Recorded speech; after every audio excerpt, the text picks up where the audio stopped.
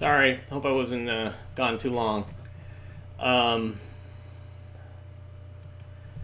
yeah, so that was an odd film. I feel like they just took clips from other things. I yeah, I don't know. Those early Mogul Brothers films. I don't know if they actually compiled the films, kind of like sometimes Castle would, or if somebody else did, and they just kind of took like, oh, we need caveman footage. Oh, we need this footage. Oh, we need this footage. We need ancient Rome footage. Um, because I can't imagine there's a big budget for these shorts, but I don't know. Anyways, I'm Skip Elsheimer, and welcome to the AV Geeks Lunchtime Streaming Show. Um, yeah, we watch old 16 millimeter films, and that's what we just saw. It was kind of crazy. That was Mogul Brothers as via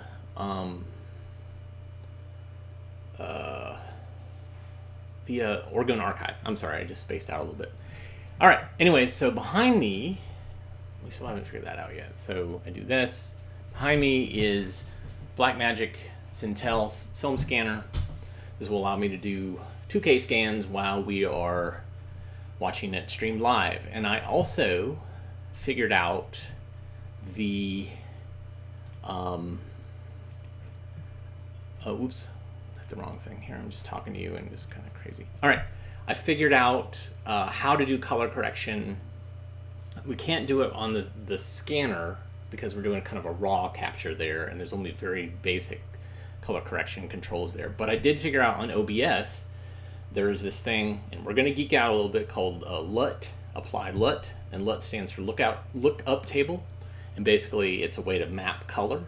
And I figured out a way to do the color corrections in something else and kind of get it in the ballpark. So it's not perfect, but it definitely is not red. So we're going to start off, we're going to watch this film that I have, this way, set up, Library, A Place of Discovery.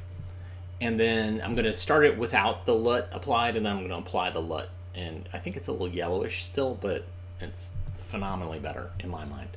All right, so here it is, Library, A Place of Discovery. Enjoy.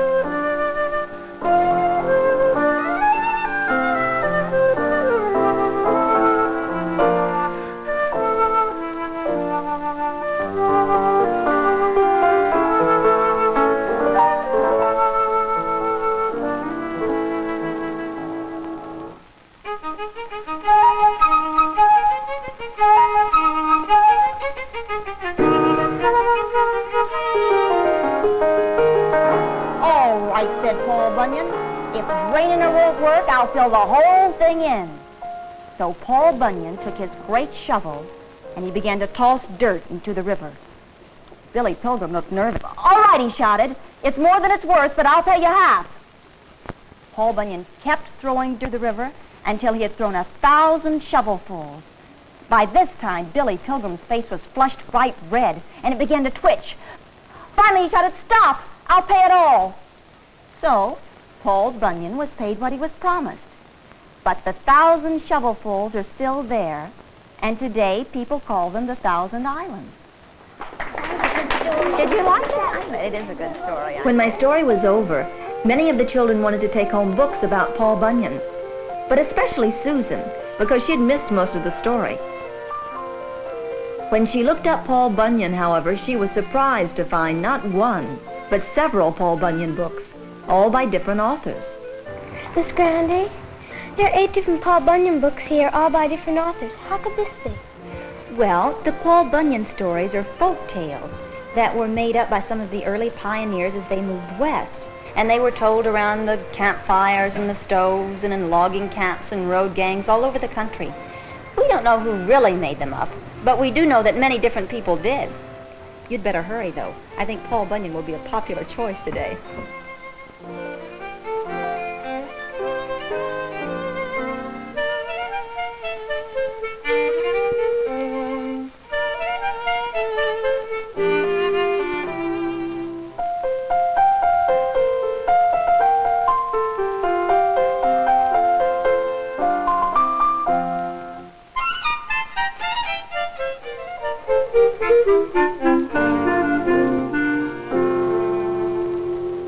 So were all these people involved in the westward movement going to the same place?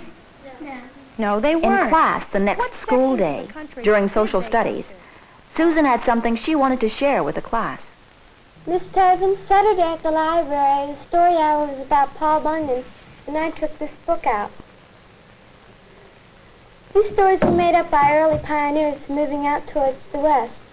And even though these are tall tales, I think you can learn something about those men from these stories. And I was wondering if I could do my project on Paul Bunyan and the lumbering men. That'll be fine, Susan. Class, who else would be interested in working with Susan? The class unit on Yes, the westward Mary, you are? expansion Fine. had reached the point where students were developing special projects relating to it on their own. Susan's idea stimulated a general discussion on folklore, and when it was over, 5 other students had decided to join with her in preparing a presentation of some kind. At their first meeting, they debated a variety of approaches without agreement. Then Susan had a thought, to do a kind of TV show with puppets. They all agreed that had great possibilities. And before their meeting broke up, they had decided Susan and Sharon would look into story material and start working out a script. Ben and Jimmy were going to tackle the problem of the stage. And Mark and Jack were to look into the matter of the puppets. Jack, have you ever made puppets before? Where should we start? The library! Man, what a brain! Wow! Just call me Einstein.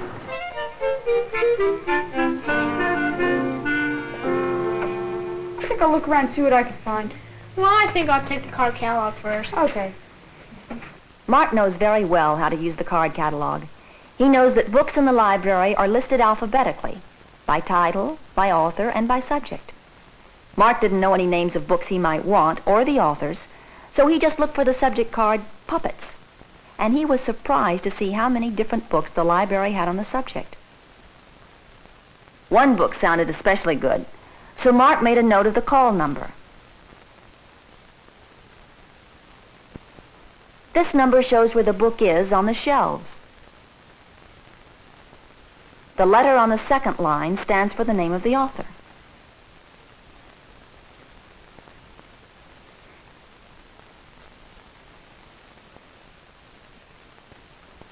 It seemed to Mark that the call number of a book on the shelf was very much like a house address on a street.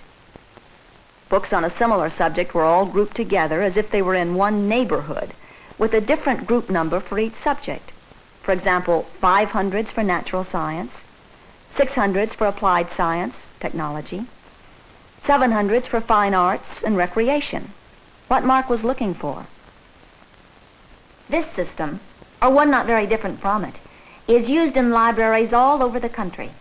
School libraries, public libraries, libraries in government and business organizations, and Mark could go into any one of them without being entirely strange.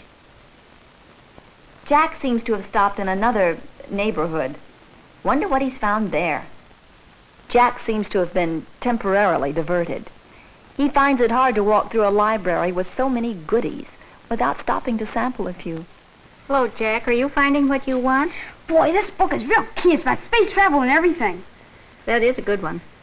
But Mark and I are working on a puppet show about Paul Bunyan. I'm supposed to be looking for something that would help us. Well, I see that Mark's found the books on puppetry. Have you thought about how you want Paul to look? No, that's something I need to find out. And also how a logging camp would look. Why don't you look in the vertical file for some pictures under lumbering? And I think if you look in the card catalog, you might find that we have a film strip about Paul Bunyan. That ought to help you get started. Gee, thanks.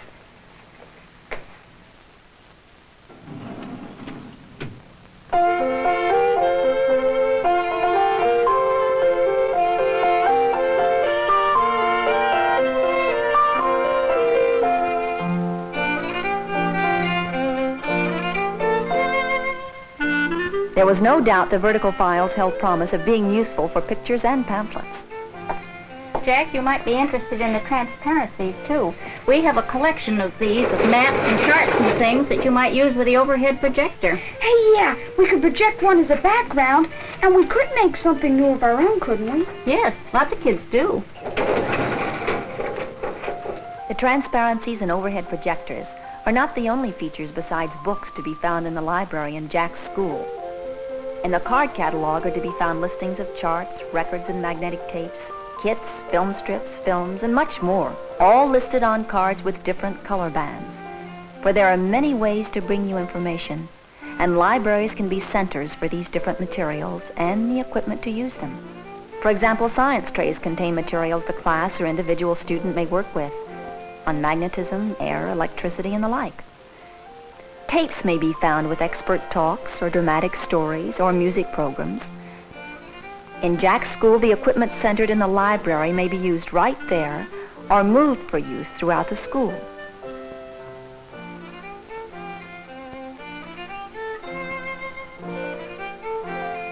FS for film strip.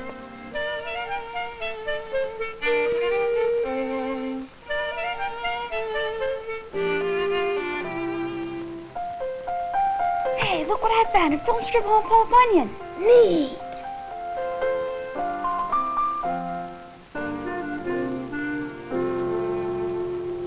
With his axe, which was wide as a barn door, Paul could level forests in a single day. He and his woodsmen logged off the entire state of North Dakota in a single month. You know, maybe we ought to know something about lumbering. You wouldn't happen to have a book here on it, would you? No, but there must be something in the encyclopedia. We have a stack of old National Geographics that might have something. The library in Sharon's home has books in it that she and her family have loved reading.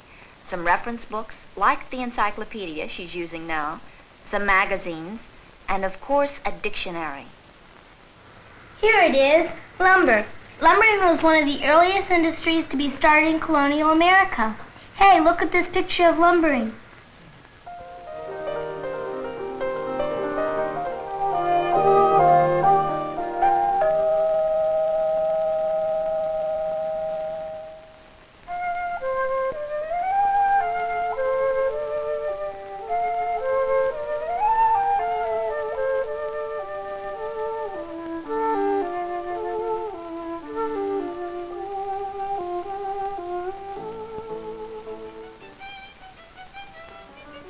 While the puppets were taking shape in Sharon's house, Ben and Jimmy were getting a good start on the stage, with some help from some people they had never even met. One evening, Susan went along to the library with her father. The public library serves the entire community, and Susan's father and mother use it as much as she does.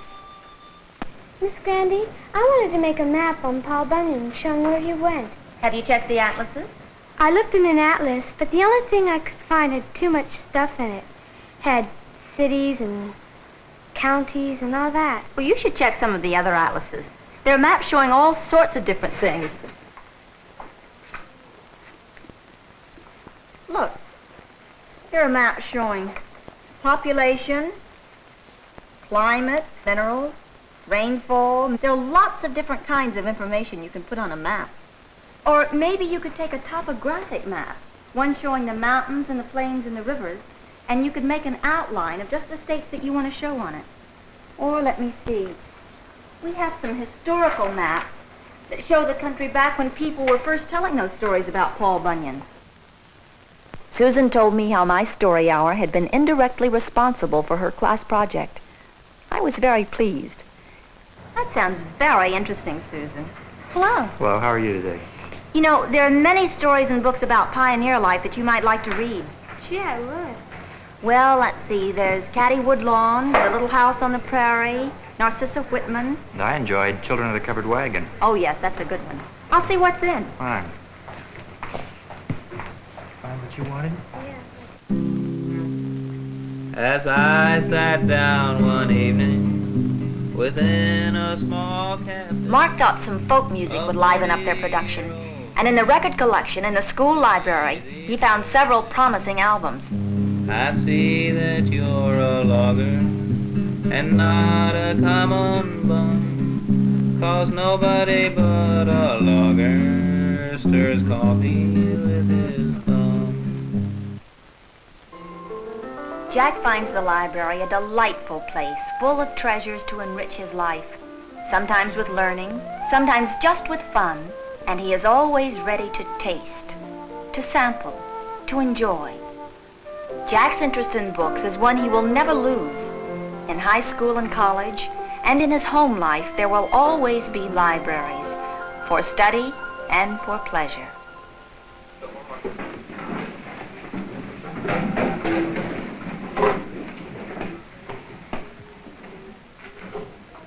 For being indirectly responsible, I was invited to attend the performance of the show.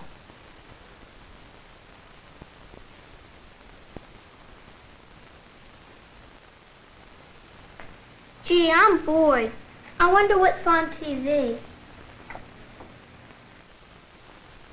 Don't wait another minute, folks. Run right down to your nearest favorite friendly roach exterminator and ask for Buggeroni. The roaches love it. They'll keel right over, folks, but they'll die happy. Turn off that blasted idiot box. I'm trying to get these bills paid. Oh, Daddy, you're such a sourpuss.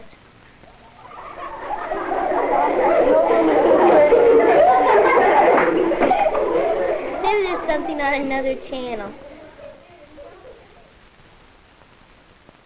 Tonight we take you to a logging camp in the Minnesota woods, where the greatest logger of them all is waiting to tell you about the time he made the 1,000 Islands. And here he is, him and his big overgrown self, Paul Bunyan. Howdy, folks. First I want you to meet some of the men who live with me in the woods. Hot Biscuit Slim, Johnny Inkslinger, Cream Puff Fatty, Billy Whiskers, and Babe, my blue ox. Say hi to the folks, Babe. Moo! Before our exciting story begins, we'd like to present those singing, axe-swinging sensationals, the Termites 4! My pappy was a logger and not a common bum, 'cause nobody but a logger could hold me with his thumb. Yeah, yeah, yeah.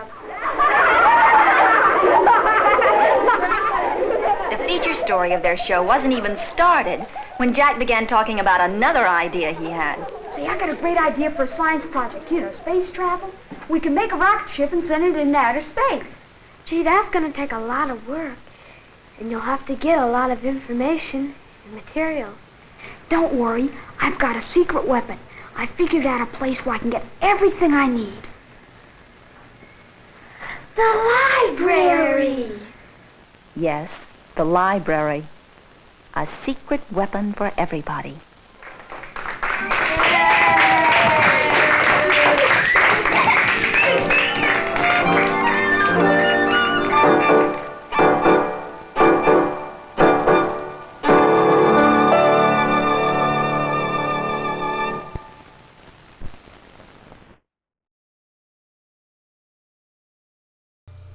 The library.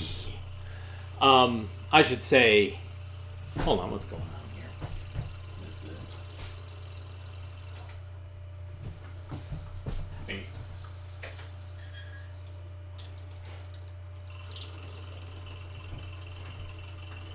It's actually so weird. Alright, sorry. There's a tension issue. Alright, I get it. Alright, stop. Alright. Paul Bunyan in his disco pants, 1. 2, big fan of public libraries. I, as a child, would spend a lot of time at the library.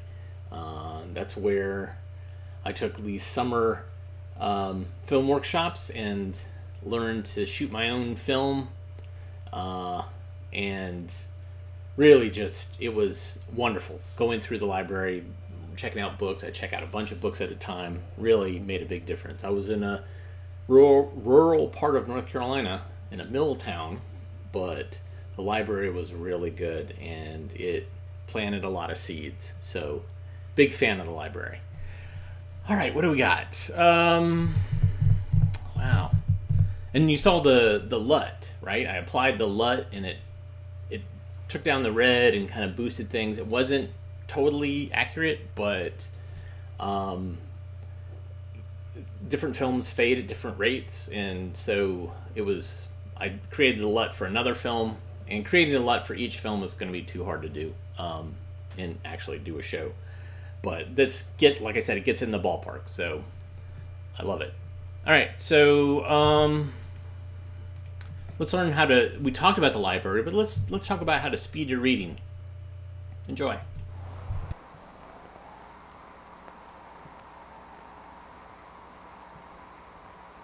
Speed. To most of us, reading will matter. We pick up a book, sit down, and read. The speed at which we read, however, depends largely upon how well we use our eyes. Most of us can increase our reading speed greatly if we learn to use our eyes correctly. This is John Doe. He spends several hours every day in reading. Let's watch his eyes and see what happens. Notice how his eyes move quick little jerks back and forth. Here is another pair of eyes. Notice how smoothly they move. But these are not reading. They are watching a bicycle. But in reading, the eyes always move in quick jerks. And this is why.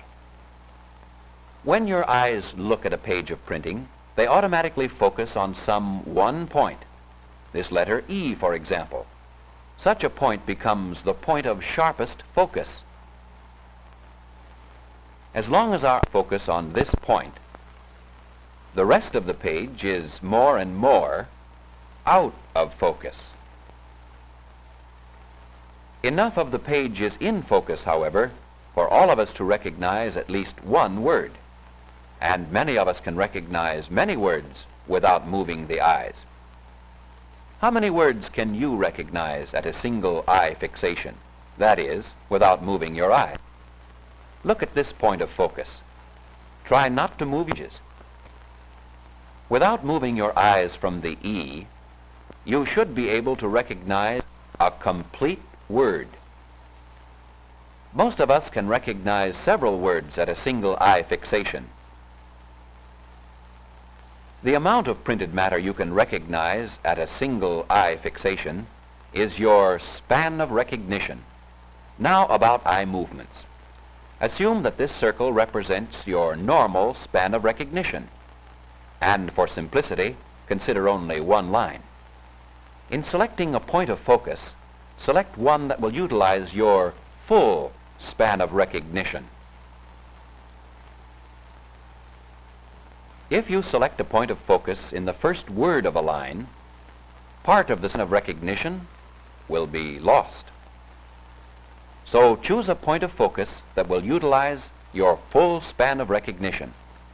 With your eyes focused on this point, read a natural phrase. Next, move your eyes quickly to another point.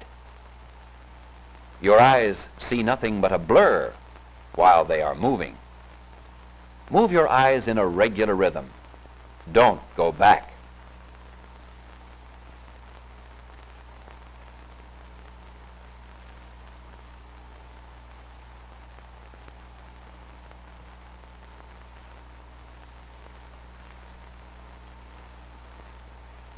Now, try it again.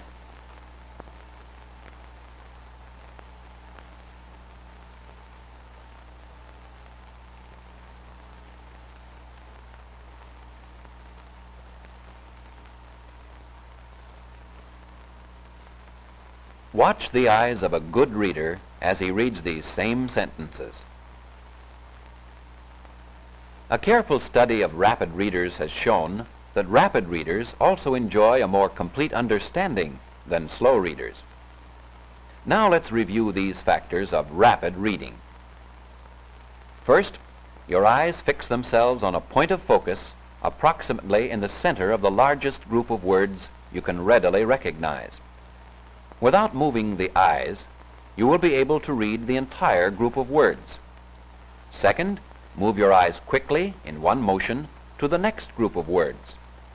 The fewer the eye fixations per line, the faster you will read. After some practice, you should be able to read the average line of print in not more than 4 or 5 fixations. Now let's repeat. Try making only one eye fixation for each group of words.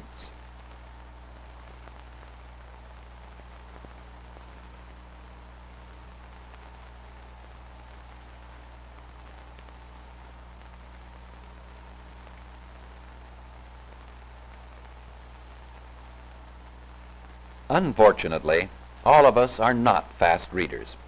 There are many types of slow readers who must correct serious faults before they can speed their reading. Slowest of all is the speller outer. Many of us were trained in childhood to spell out words, and we still do it in reading. This is what the speller outer sees.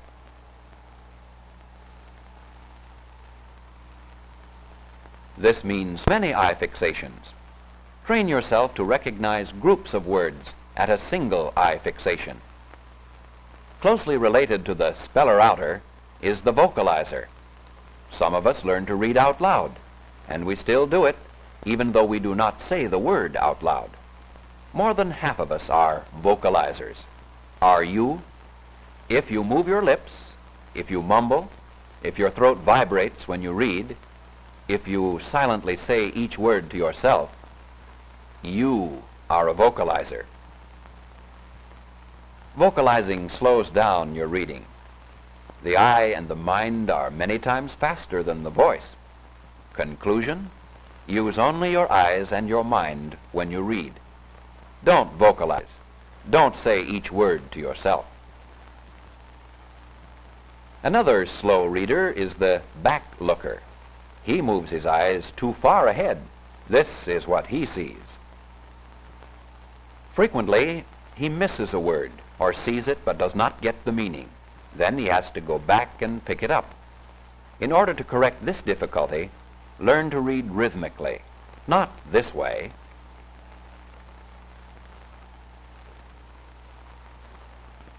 but this way.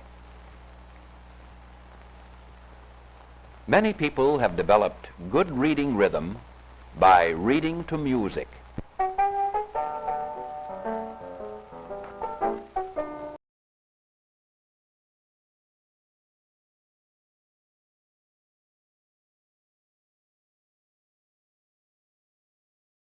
I was in the other room and I heard the music and I was like, oh God, I gotta go. So it's more than just, AV Geeks archive is more than just this room, this small, what used to be our laundry room. But back in the day when this was a boarding house, this used to be a bedroom.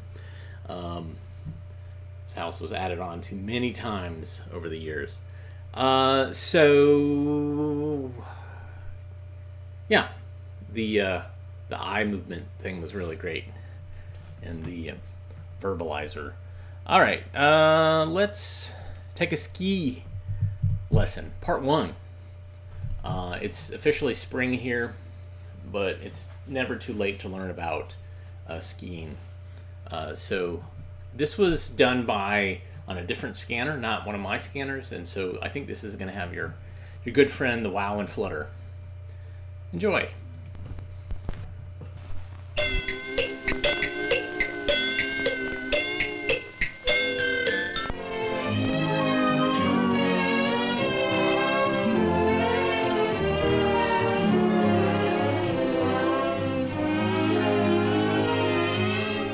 If you are between 6 and 60, you certainly have an excellent chance to enjoy skiing, the exhilarating winter activity. Ski schools and their expert instructors have developed teaching techniques that actually work wonders in turning out good skiers in extra short time.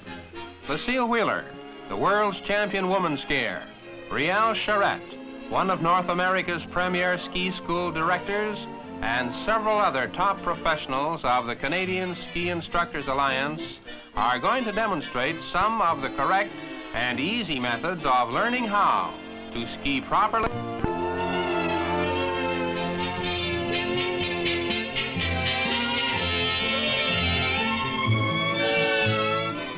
You need not be an expert to have fun on skis.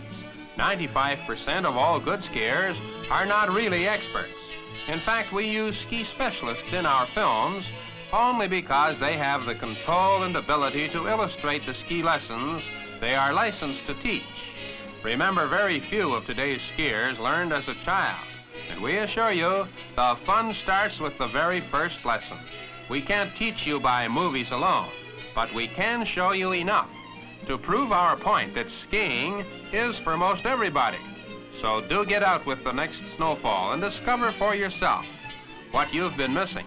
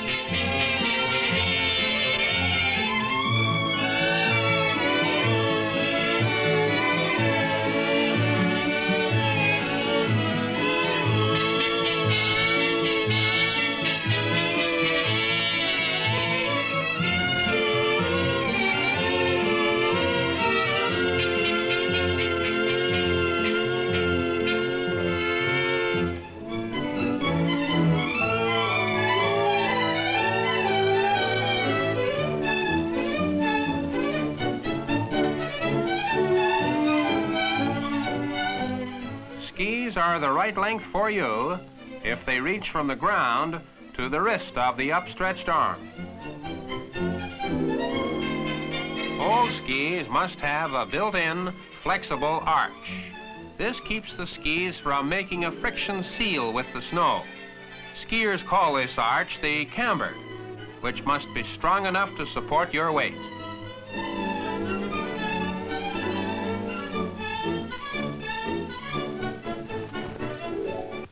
Ski poles are considered of right length if they reach from ground to armpit.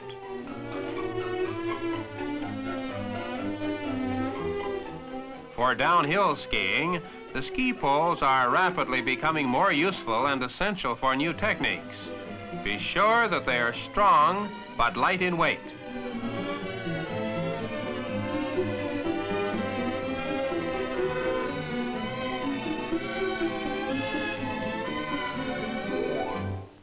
Since ski poles are playing a bigger role in today's modern skiing, gloves are rapidly replacing ski mitts.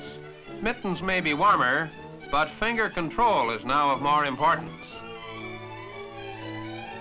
Next to your skis, your ski boots are the most vital contribution to your comfort and skiing success.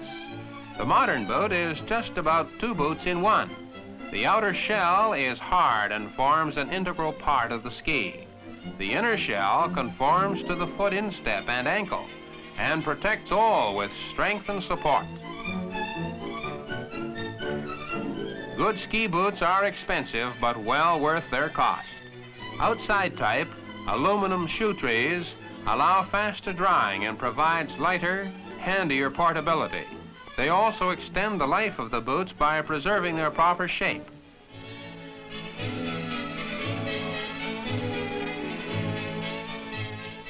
Next, we come to the popular kinds of ski bindings, which secure the boots to the skis.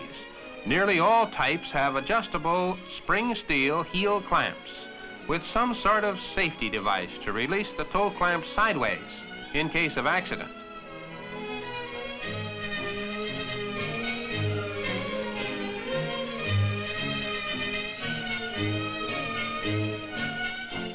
This binding is a unique roto-release type of safety device.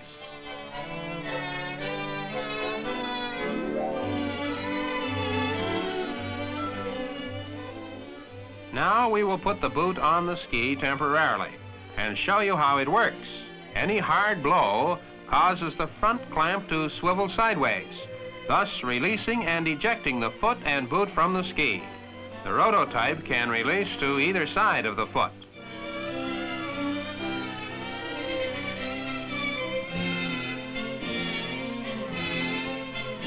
Another important item for skiing is the ski goggle. This is a racing type with amber lenses for dull days.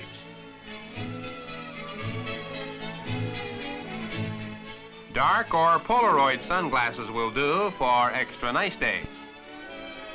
Lightweight plastic sunglasses with side light shields give extra eye protection from reflected sun's rays. Today's ski waxing is an easy, simple matter. Since all skis have a plastic base undercoating, you rub on the skis a special kind of wax for cold and dry snow, like the young lady is doing. And for wet, clinging snow, you use a heavy paraffin wax, like Rial is applying.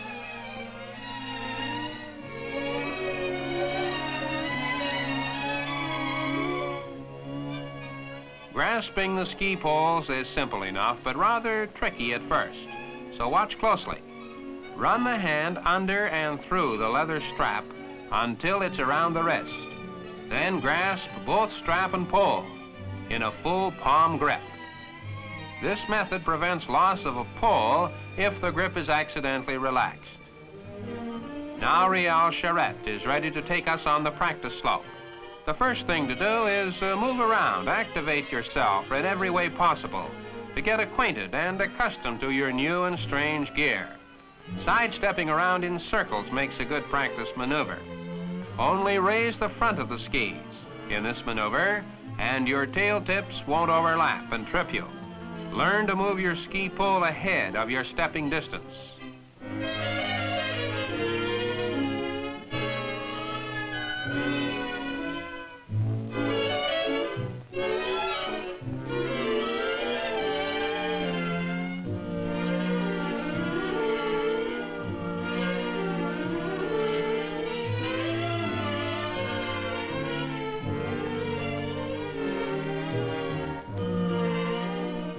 Now we are going to learn how to walk properly on skis. First, release your cable heel binding from its rear catch. Now you can raise your heels free from your skis.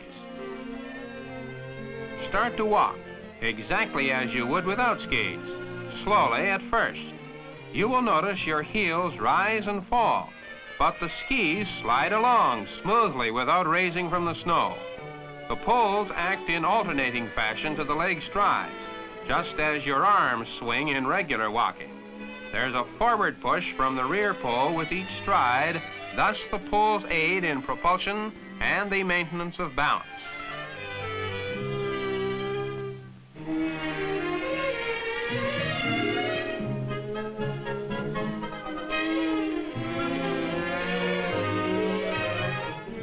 There is little or no difference between walking and running on skis. The sliding action of the skis naturally causes the stride to lengthen, but you can run farther on skis with less effort than you can on bare ground without skis.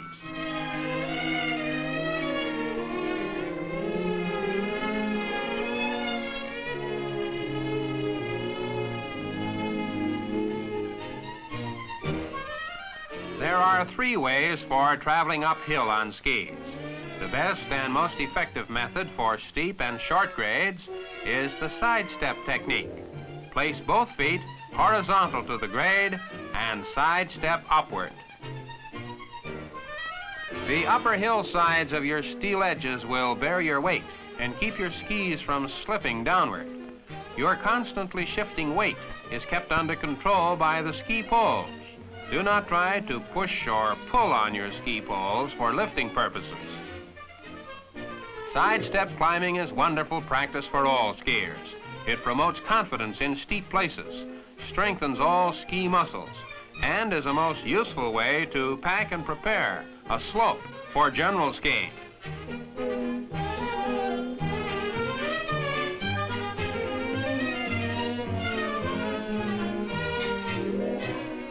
Ski Master Charette believes that any ski work like this can also be fun when you become skillful at it.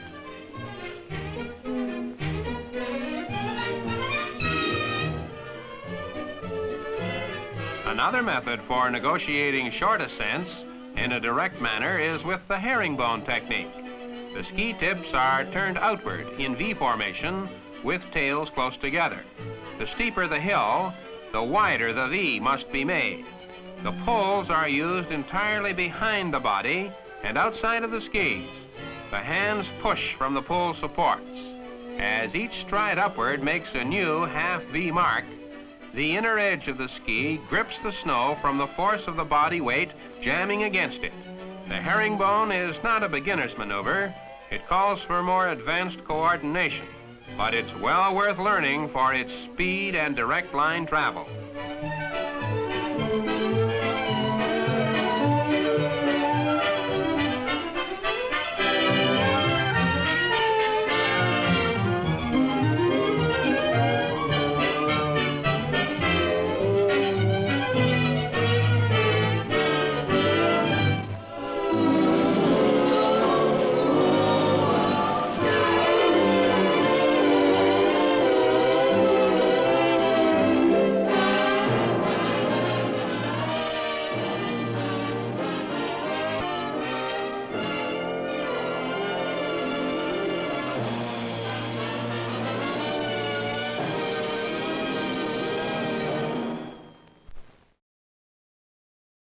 Yeah, that looked painful and tedious. The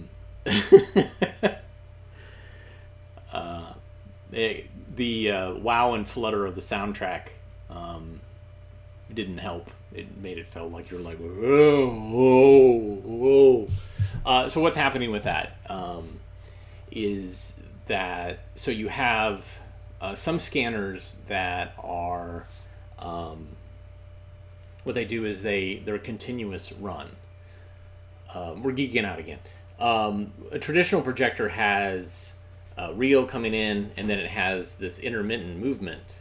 And so you have this little loop, which is called the Latham loop, and then you have this, so it's being fed in, and then you have this periodic claw pulling down in sync with a shutter so that you get this kind of motion and you get image, image, image. And so the shutter comes down as it's moving so you don't see this kind of smear. Well, scanners do it with LED pulses and other things. So they pulse, and so you're getting image, image, image, image. And then it's going through over an optical sound head. And if you don't have the motor set right, then you'll get this, it's a little bit faster, a little bit slower, a little bit faster, a little bit slower, based on the tension. So for visuals, it's not a problem, but for audio, it's a problem. You have to have it consistent. And so this scanner was a situation to where it had that kind of woo, woo. And I think it was more pronounced that they did it at a high scan rate so that it was more pronounced, the tension, that it wasn't a problem with slower rates. But the new scanner that I'm getting, that this one is the one behind me, it'll take me forever to, the reason why this is in here is that I'm getting a newer scanner, and what they do is they actually take the optical soundtrack while they scan. So they're taking a picture of the optical soundtrack and immediately converting it so that you don't get that. So there you go. That's fun. All right. So speaking of the, no, this way. Nope. I might have to write a little sticky, put it next to the thing that says, to show the Cintel, you need to do this and then do this. Anyways, I have another film set up. I mentioned it is straight up spring. Let's see what kids do in the spring. This is Children in Spring. Enjoy.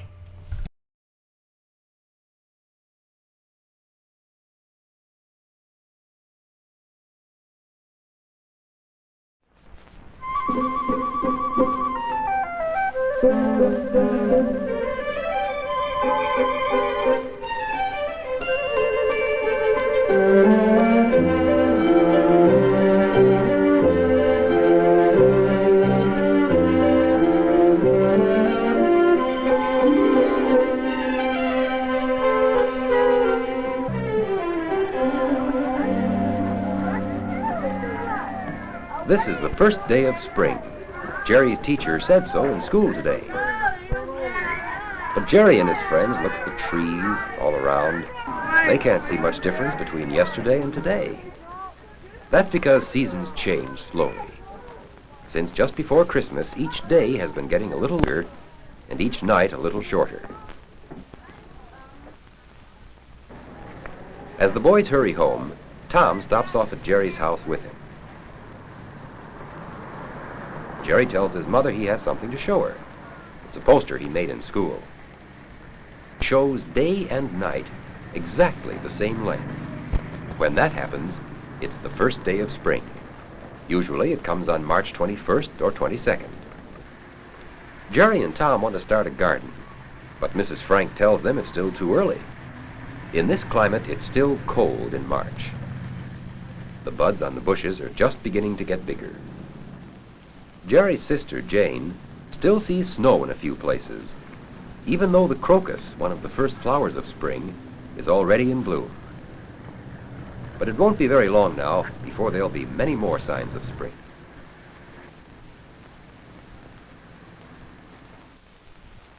In a few weeks, the buds on the trees and bushes begin to open into green leaves.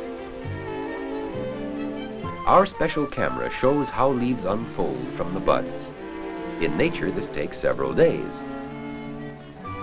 Jane and Jerry find some fuzzy pussy willows.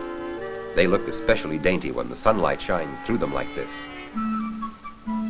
We can watch the hepatica blossoms burst into bloom. Plants are alive and always moving. They move so slowly that we can't see it without this special camera. And here we see tulip leaves just beginning to push their way up through the ground.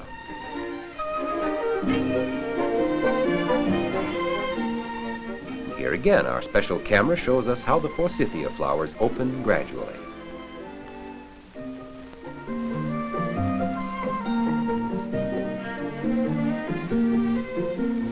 Now there are many signs of spring. The birds have begun to come back too. Many of them in the climate where Jerry and Jane live flew southward for the winter, and now they are returning in the spring. Some will fly farther north. Others will stay here all summer to build their nests, lay eggs, and hatch their young. The Franks have many daffodils and tulips in their yard. Jane is watching her mother pick daffodils. These plants grow from bulbs which stay in the soil all winter. In spring, as the soil becomes warm and wet, the bulbs grow and bud, and here the flowers are in bloom. Daffodils are among the first spring flowers. Here's another early spring flower, the tulip. Tulips also grow from bulbs. The tulips are especially lovely this year. By early May, many different flowers are blooming in the yard. Jane loves to pick pansies. These pansies aren't able to live through the winter. They were started in a greenhouse by a gardener and then were planted in the yard. The violets are in bloom too. They go very well with the pansies.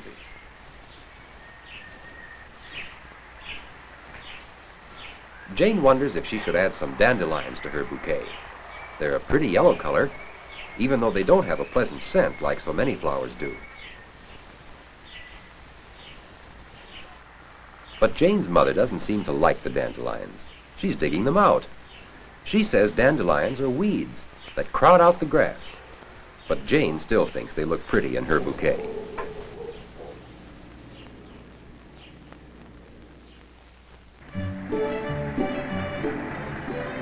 May is a good month for picnics, and today is just right for one. The sun is bright and the air warm. The children can leave their jackets in the car.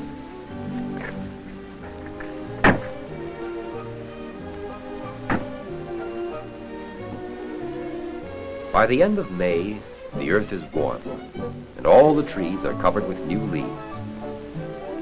The trees are very colorful, and many have lovely blossoms on them. Jerry and Jane lead the way. They're looking for a good picnic spot. But Jerry stops.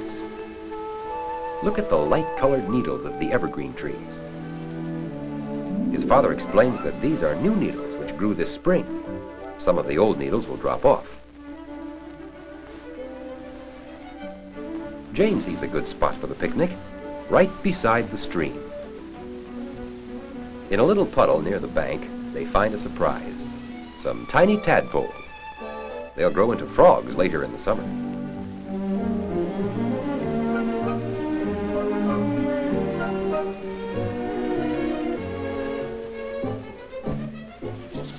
There are many wildflowers in the woods and fields.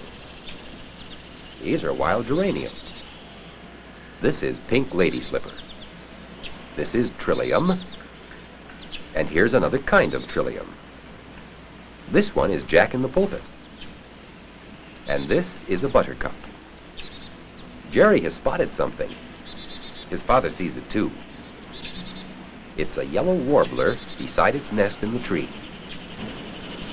There are many newborn animals in the woods in spring. Here are some tiny robins begging for food. The chipmunk is busy digging into the ground. Here's a family of tiny rabbits. And there goes a family of striped skunks. Nearby, there's a woodchuck. He slept all winter till the weather turned warm. After their picnic lunch, Jerry and Jane go exploring through the woods. By the stream, they hear the frogs croaking. Jerry looks for them, but they're too well hidden. But he does see lots of fish swimming in the water. They see a duck and her babies that hatched from duck eggs. There are so many things to see in the woods in the spring. The time to go home comes much too soon for Jerry and Jane.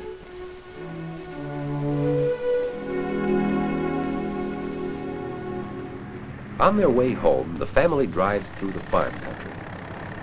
Mr. Frank tells Jerry and Jane to look into the field across the road. They see the farmer plowing his fields.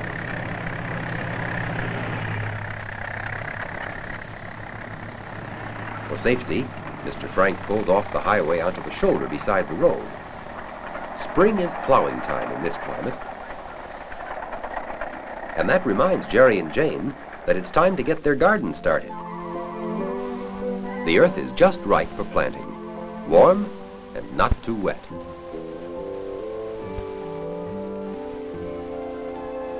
These are young tomato plants. Mrs. Frank started them from seeds in the house, while it was still too cold for them to grow out of doors. Jerry's planting corn seeds.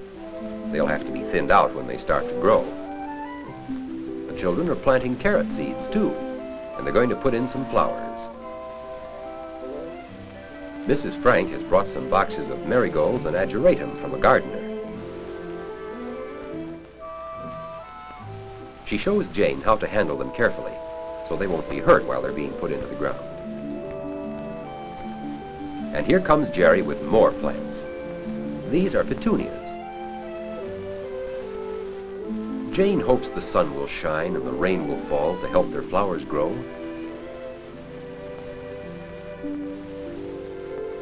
And sure enough, the wind begins to blow. A spring storm is coming. Thunder showers often come up quite suddenly in the spring.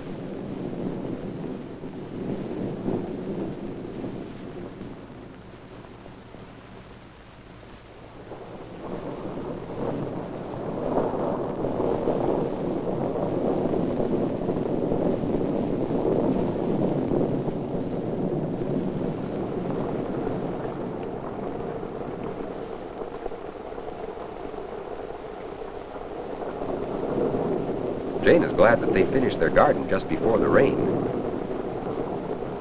But soon the sun comes out again. Mr. Frank is pleased with the garden Jerry and Jane have planted this spring. What a busy spring it has been.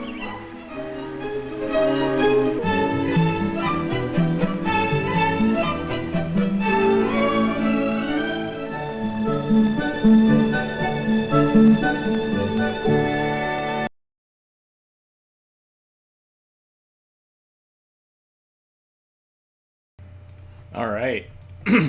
Hey, thank you, Nathan, for the coffee.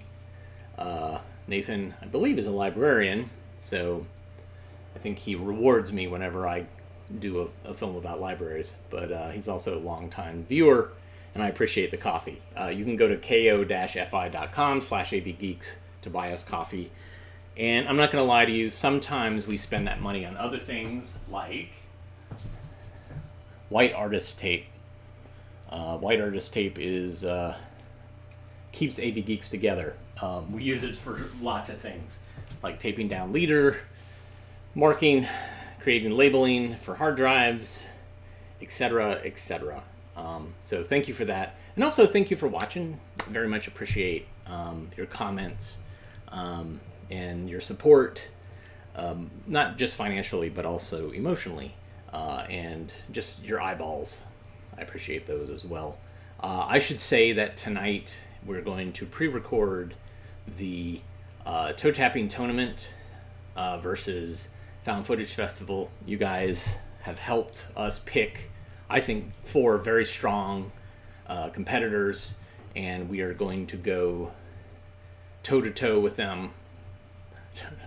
And we have a special guest judge who I'm hoping will be impartial. It's not Jim Stringer again, because he was a ringer.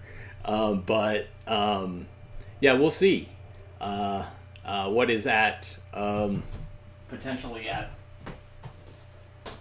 up is this wonderful painting of the club that was commissioned by Found Footage Festival that we beat them for, and the big thing is this is the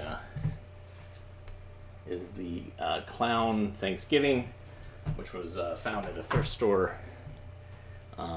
which I covet, and Joe Pickett from Found Footage Festival also covets it. So, and if they lose, they will recreate this in Raleigh. They will dress as clowns, and they will serve us and eat Thanksgiving dinner. So, it's a high stakes game, and I think we're going to premiere it on Saturday. So I'll let you know. I'm not going to reveal what's going on, but I feel pretty good about this. I don't want to jinx us, but I'm excited to see the Found Footage Festival guys dressed as clowns. Anyways, thank you so much for joining us today. I will see you again soon. Tomorrow even, Wednesday. Everybody have a great rest of your day, and we'll talk soon. Bye.